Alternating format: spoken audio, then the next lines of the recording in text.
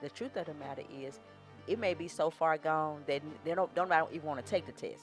Yeah. They don't even. I'm not interested in it. So now you just have to wing it and just know what the five things are and just start testing it out Right. till you figure out what it is that Which one that that they you're getting a like? response from.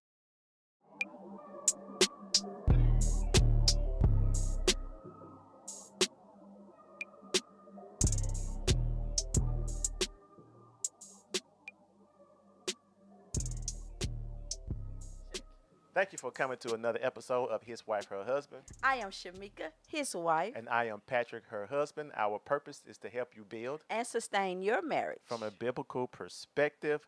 We thank you for coming to another episode of His Wife, Her Husband. In this particular episode, we are going to talk about love languages. And um, what you just do? I was about to sing a song that had nothing to do with it. Uh, what's the song? Let's talk about. Yeah, that had nothing to do with it. Wait a minute. It does, cause touch. Cause touch. So sex is touch. It's Sex can touch. be in the category of touch. Touching and affection and All right. affirming and Hey, you ain't getting no arguments from me. yeah. So anyway, we are discussing love languages. What are they? Um, how do they play a role in the marriage? How does their role in the marriage help keep the marriage going forth and so forth And and is things it of that a nature? real thing? Yeah, Yeah. I think it is a real thing. Yeah. Um, I do too. I believe and I believe that it is a language that's spoken without words all the time. and it's a check this out because you said that. I think Mhm. it's we were saying in the book too. Just like any language is to be learned, so does the love language have to be learned, and that means um, being around. Because you think a child, if a child grow up in China, they're gonna automatically learn Chinese Or or Mandarin. Mandarin. Mhm. If a person grows up in America, they're gonna automatically learn English. If they grow up in Westwood, they'll learn Ebonics, whatever. You know what I'm saying? But as you continue to be around that person over and over again, you begin to learn that language. The So communication, the spoken and unspoken. correct. Yeah, the verbal and nonverbal. Yeah, yeah, yeah. So the meta The communication. meta So communication. so the same goes, I believe, with marriage. That if you're around them and you're paying attention and you're verbally communicating, then you'll find out or you'll understand what that person's love language is. Mhm. Just like the book said, I think we have a tendency to make our spouse's love language, make our love language our spouse's love language. So if I like touch, then I'm automatically assuming my wife is gonna like touch. When that's not, that might not be her love language. You feel what I'm Correct. saying? Yes. If it's words of affirmation, well, I like somebody to tell me that. I think it's, but that might not be there. So the thing is, what is it? And here's where it comes where you have to pay attention. Mhm. Like you have to pay attention to how they respond. And also what they're giving out, because usually what they're giving out, that's what What you they mean? Hear want. me out, cause I don't understand. So a lot of times, if I say, "Oh, Patrick, you look so handsome today," "Oh, Patrick, I want to do this," "Oh, Patrick, oh, Patrick, oh, Patrick," that's me giving you words of affirmation. Usually, that's something that that person would want. So if I understand you correctly, if you're always giving me words of affirmation, Mhm. I then understand that that You're may be looking your for. love Uh language. huh.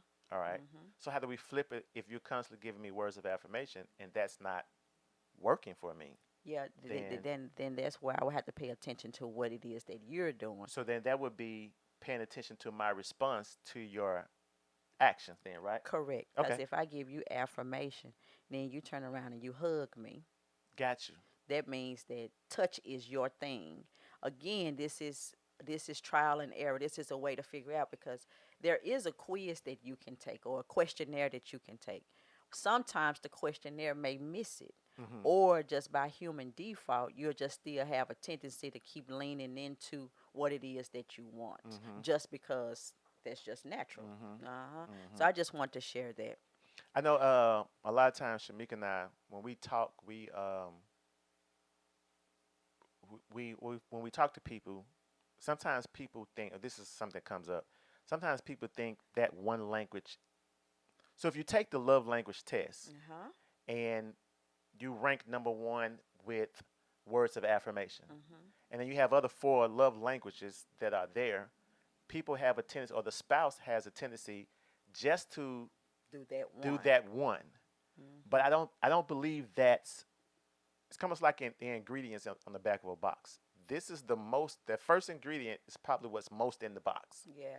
So with the spouse or in the marriage, okay, yeah, this is going to be the one I'm going to do the most towards my wife, but I'm not going to neglect the other four Right. because all of it together makes macaroni and cheese. You Yeah. feel what I'm saying? Yeah. And I was getting ready to say, and we are human. Hmm. And so all four of those languages or those ways of communicating love are necessary. One may not be as most prevalent or most needed for that person, Hmm. but you still don't want to not touch. You still don't want to not spend time. Right. Like you still need quality time. Right. You may not need it as much, but you still need that. Yeah. And I think that if you do the first thing, let's say if it's quality time, Hmm. and you layer it with touch and words of affirmation, Hmm. and I can't remember the others right off, but if you do those things, I guarantee you that all love senses will be touched. You know, Hmm. it nothing will be lacking and nothing will be missing and nothing will be broken because you have tended well to all of those. Hmm. So yeah. I think for me, one of the things, because you mentioned layered, with that is I I missed the boat with definitely two of my children, and there was not a lot of, like, if I had to do it all over again, I would not only say I love you, but I would layer I love you with the hug. Not Hmm. only hey you beautiful, but I would Oh, gifts. layer the beauty. Is it? I don't have my glasses, so No, I don't know. It's just coming to me oh, here we now. go. Hmm. Words of affirmation, gifts, Touch. acts of Oh, acts service, of service. quality time, and physical touch. Hmm. All right, so those are the five again: physical touch, quality time, acts of service or acts of kindness, gifts, and words of affirmation. And put a heart in the comment if you've taken the love language That's test good. already. Right. Put a heart in it, and if you know what it is, put a heart as well as what yours is. That's good. Hmm. So yeah, I would. So this is for fathers. Fathers, you have any daughters, and for the daughters or the sons too, because my son. So if any of my children, if you have not, I apologize for not doing a great job of loving you. And it's about marriage, but loving you and showing you or layering the love for you to make you feel, what I'm saying, accepted and wanted and loved in case maybe. So if Uh-huh. you guys feel that way, please contact me, let me know, and definitely I'll apologize to you personally. However, fathers, make sure you do that. If you tell your daughter you love her, hug her. If you tell your daughter she's beautiful, beautiful, hug her. If you tell your son you appreciate him or you thank him and he's handsome, hug him at the same time. Like sons need that too. We kind of, especially From mothers, I mean from dads too, but from yeah. mothers, I'm talking about from parents. Parents, dad don't need to tell their son they handsome. man, you could tell your son he handsome. Like, Nah, yeah, I'm like, they man, hey, alright, bro, I, I, bro. Your swag. I tell my son, hey man, you're a handsome man. You're a handsome man, and I give him a hug. Like I'm not tripping about that. Not for my son. You know what I'm saying? Yes, sir. That's just me personally. I mean, like, but yeah, because I do. I mean, I get what you're saying because Right, I tell my daughters that they're beautiful, so I get it. right, Yeah, right. I get it. So I understand again, it. what was I gonna say? I'm not You sure. said layer the love languages with your spouse, and we're saying make sure that you not only. Oh, that's what I want to say. So here's the thing. So the thing is, let's say in the beginning, my wife's love language was quality time. This is why it's key to communicate with your spouse regularly, because now 10 years later she's changed, and quality time may not be her primary love language anymore. She's a little bit, it is. She's a little bit older. She's had children. Maybe she's not the same shape anymore, and now it's words of affirmation that she's looking for. And if I'm communicating properly with my wife, I'll see, okay, I don't get the same response I used to get when I get quality time as I do when when I give words of affirmation. You feel what I'm saying? I mean, I don't get the same response quality time now that I did back then.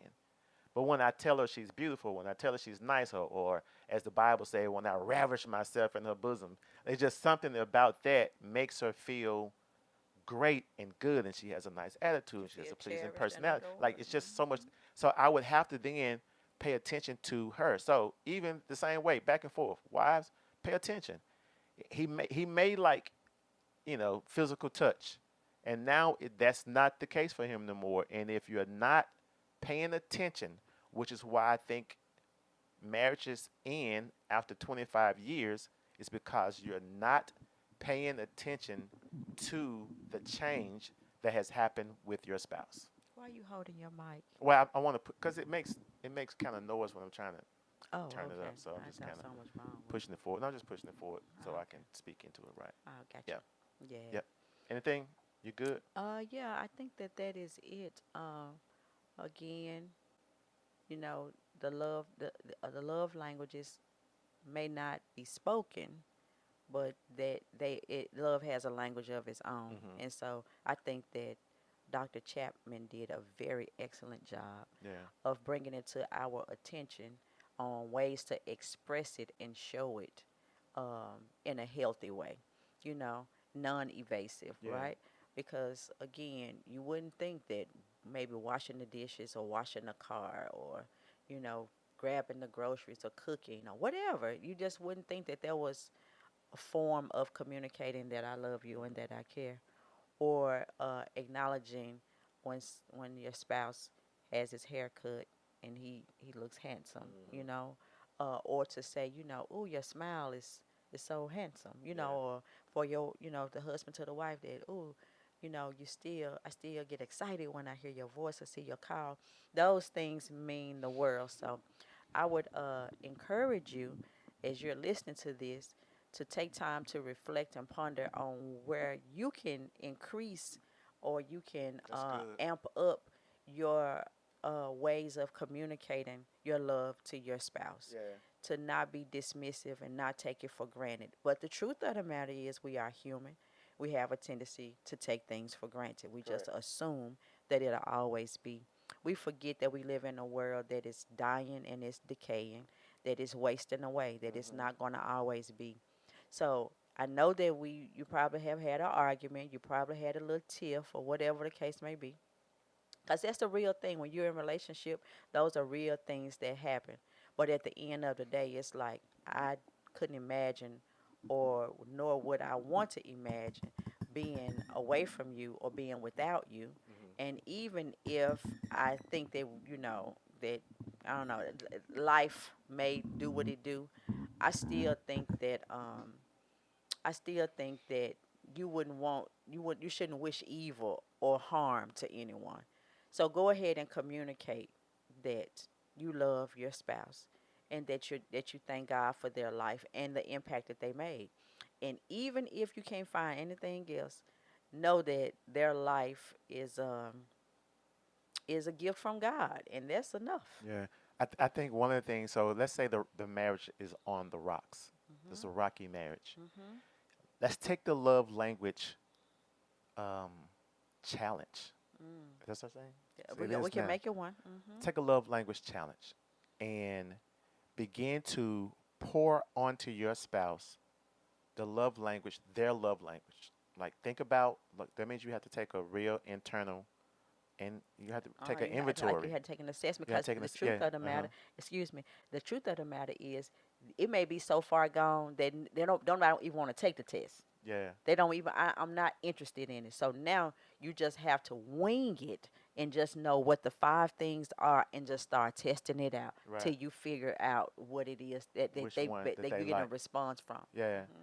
and then and again, we're not saying that it's going to work, but I just believe in putting everything you can into marriage. Hopefully, it doesn't, but before it dissolves. I'm aware that we're human beings. I'm aware that you can't make make your spice. You can't make your spouse return the love. Mm. However, I am a big proponent of doing everything you can so that God forbid divorce happens, you can honestly say, I did everything I could. So let's say that couples, if you're listening, take the 5 love language challenge. The challenge means I'm gonna test these love languages on my spouse. I'm gonna flood them with them. I don't mean like I did it for a week. No, no, no. I'm talking about really Be be intentional. intentional Hmm. about flooding them, pouring it on, and see what happens. And I would like to add too, and paying attention to their feedback, Right. being like really. But that's the challenge because if I'm Hmm. doing it, I want to see what the response is. Uh-huh. If I get good response, okay, that's one of that. Yeah, And yeah. then do that a lot because maybe because everybody talks at the beauty shop or the barber shop. And then you have the husbands who's at the barbershop saying, "Man, she don't respect me. She don't say that. She don't even, bro. She don't even say thank you. I didn't do this and did that." And you know what I'm saying? And then she's like, "He don't touch me no more." I don't know, but it happens Hmm. because you'll tell the barbershop and the beauty shop that. But Hmm. how many of us really tell our spouses? Then sometimes you don't want to tell your spouse because you feel like they're not going to accept it, they're not going to receive it. It creates an argument, and so just do the love language, find the response, and see what happens. Before we continue on, if you have not subscribe to our channel. Please help us defeat the algorithm devil. Can I say? I probably don't want Angel. to say that I because want to say the the algorithm algorithm devil probably would angel. probably got mad and whatever. So help us with the algorithms. Hit the like button.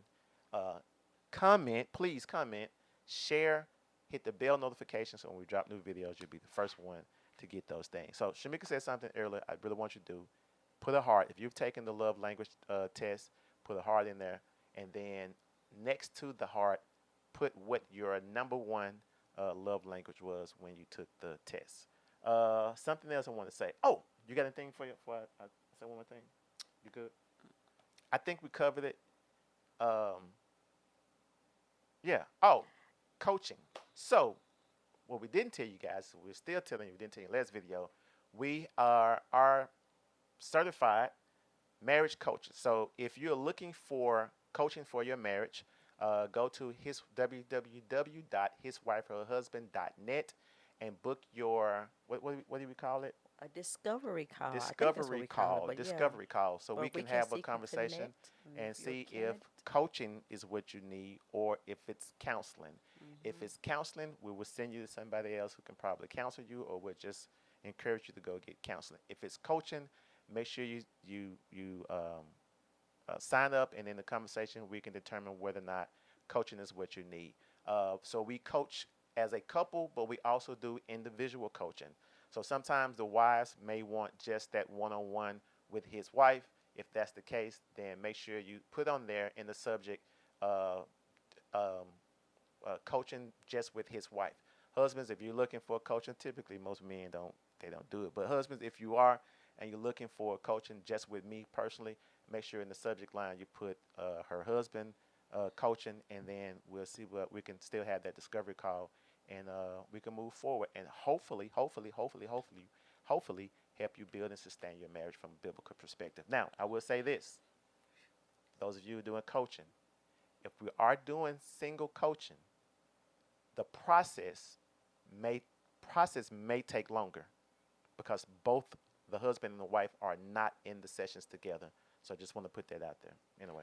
Coaching is sometimes necessary because it helps you to see it from another perspective. A true coach will help you to see where your needs improvement areas are, where your strengths lie, and where you can keep doing those things. I know I have definitely enjoyed my opportunities to coach.